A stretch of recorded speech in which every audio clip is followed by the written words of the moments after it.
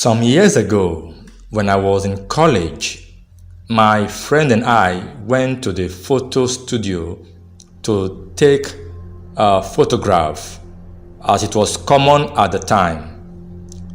2 days later, we went back to collect our photos. On arrival, we showed the photos to our roommates, and they were all excited, passing beautiful comments about the photo. Actually, mine was more beautiful, so that really stirred a lot of comments.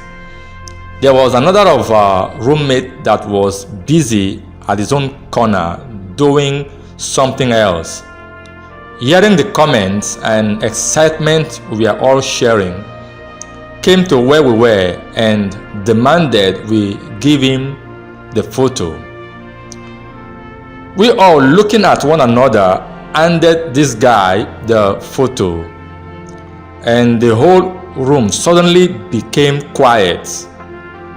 Eze, that was his name, stood in front of us in utter silence for a few minutes, flipping the photo upside down, left, right, again and again, as we all stood helplessly watching him. Then he let out his hands for someone to take back the photo, and silently returned back to his corner.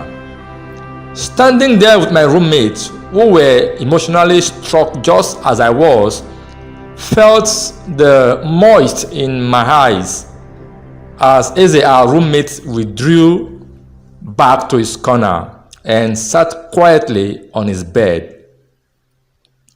I could feel the pain and frustration that was burning inside of him. Each time I remember this incident, I still feel the same emotion I felt 22 years ago.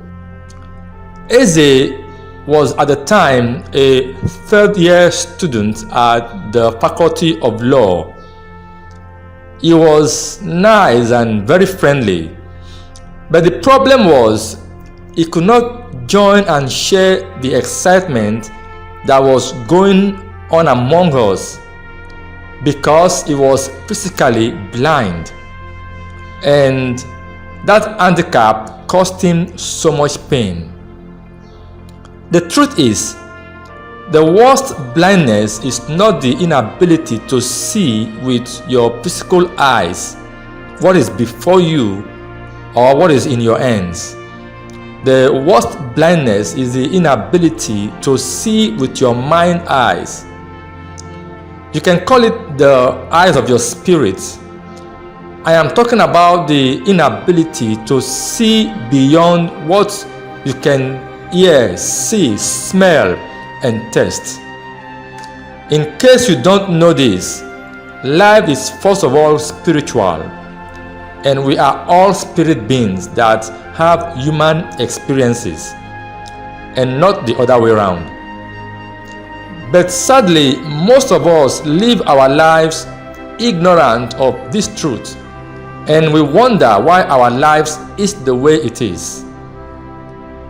We are ruled by our senses, by what we see, what we touch, by what we hear, and we allow these things to influence the way we relate to ourselves and to others.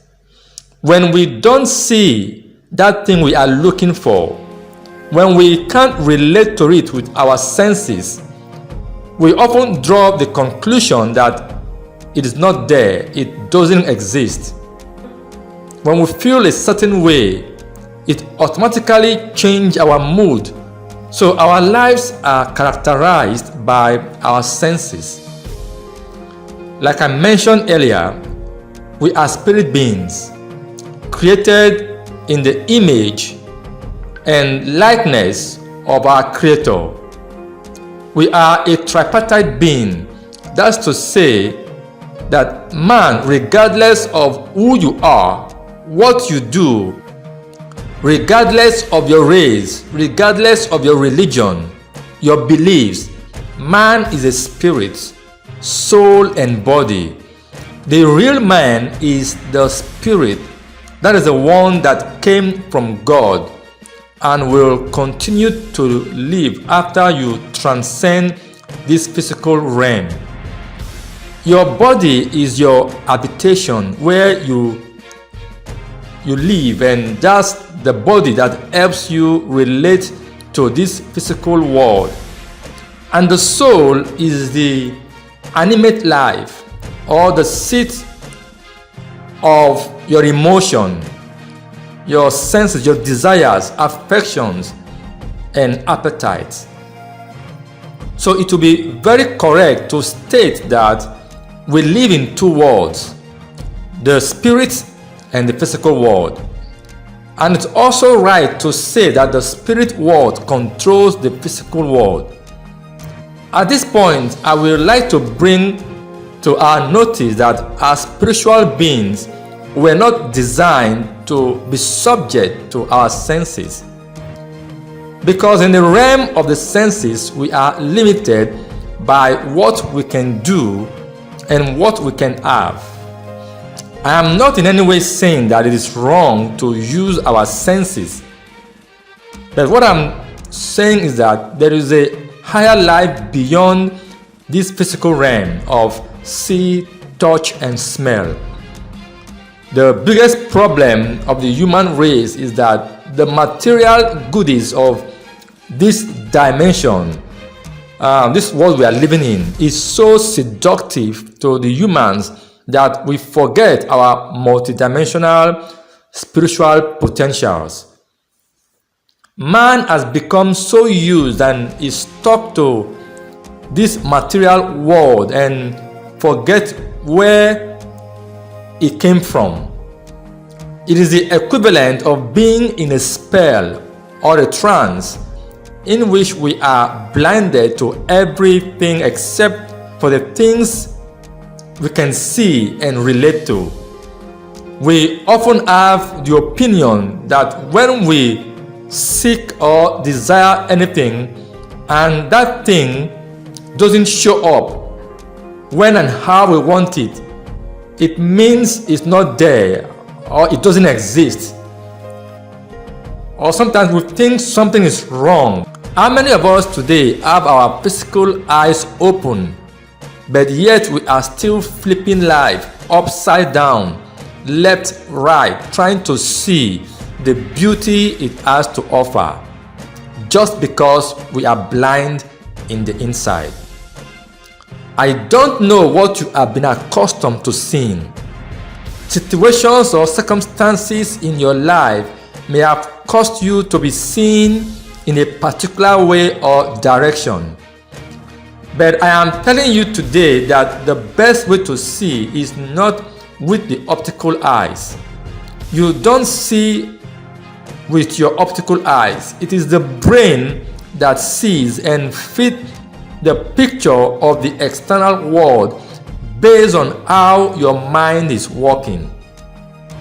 That's to say, you see through your eyes and not with your eyes. The best way to see is with your eyes closed, because with open eyes you only see where you are, but with your eyes closed you are not limited to your immediate environment. You see as far as you want.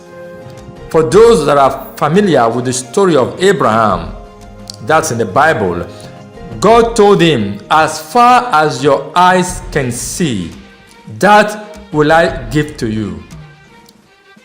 The same truth applies to you today. As far as your eyes can see, and also what you see, the same truth applies to you today. As far as your eyes can see, and also matters what you see, becomes your reality.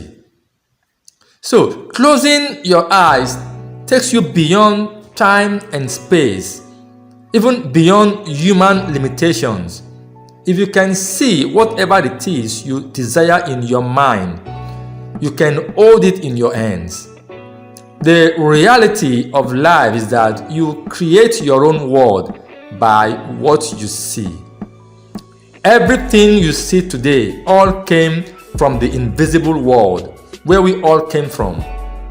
This invisible world controls the visible world. When you close your eyes, you take your attention off the visible things, the pains, the discomfort, the difficulties, the problem, the disappointment, and you focus on the invisible.